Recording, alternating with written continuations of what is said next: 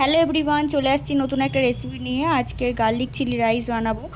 আর এইটা টক ঝাল সব রকমই এই গরমে অসাধারণ লাগে খেতে। চলো কিভাবে বানাই তোমাদের সাথে শেয়ার করব। প্রথমে আমি ভাতটাকে প্রেসার কুকারে 2 ফুট করে নিয়েছি।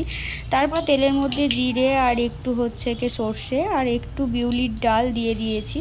দিয়ে এটা ভালোভাবে যখন একটু লাল লাল মতো হয়ে যাবে, লাল লাল হয়ে গেলে একটু লাল লাল করেই ভাজতে হবে, নয়তো এর ফ্লেভারটা আসবে না। হয়ে গেলে তখন আমি রসুন কুচিয়ে নিয়ে দিয়ে দিয়েছি।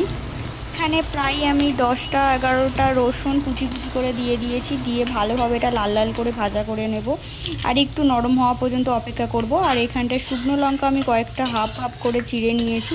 নিয়ে এখানে দিয়ে দিয়েছি 6টা 7টা এরকম দিয়েছি। তোমরা তোমাদের ঝাল অনুযায়ী দেবে। এটা টক ঝাল তো, তাই একটু ঝালের পরিমাণটা বেশি থাকলেই ভালো লাগে, তো তোমাদের পরিমাণ অনুযায়ী দেবে।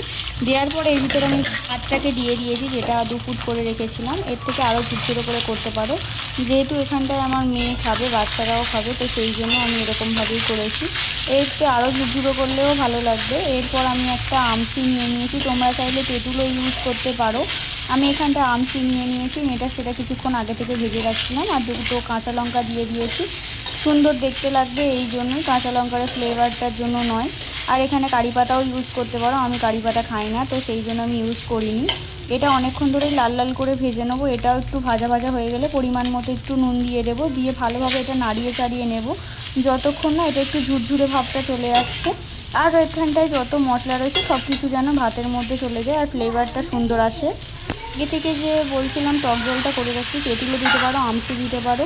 আমি এখানে আমসি ইউজ করছি। করে আগে থেকে যে ভিজিয়ে রাখছিলাম সেই টকটাকে আমি এরপর দিয়ে দিয়েছি ভাতের মধ্যে। দিয়ে ভালোভাবে ছাড়িয়ে নিয়ে আমি কিছুক্ষণ হাই ফ্লেমে এটা ভালোভাবে ভেজে নেব। এটা অনেকক্ষণ ধরে ভাজার পরে দেখবে কালারটা চেঞ্জ হয়ে গেছে, কালারটা। আর এই যে রসুনের ফ্লেভারটা, সেটা অসাধারণ লাগবে।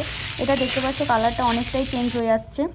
এটা এবার নামিয়ে নিয়ে গরম গরম পরিবেশন করো। সিম্পল, শুধু এটাও খাওয়া যায় আর তরকারির সাথেও এটা অসাধারণ লাগে। এটা একবার ট্রাই করে দেখো এই গরমের সময়। ভালো লাগলে একটা লাইক কমেন্ট শেয়ার করে দিও।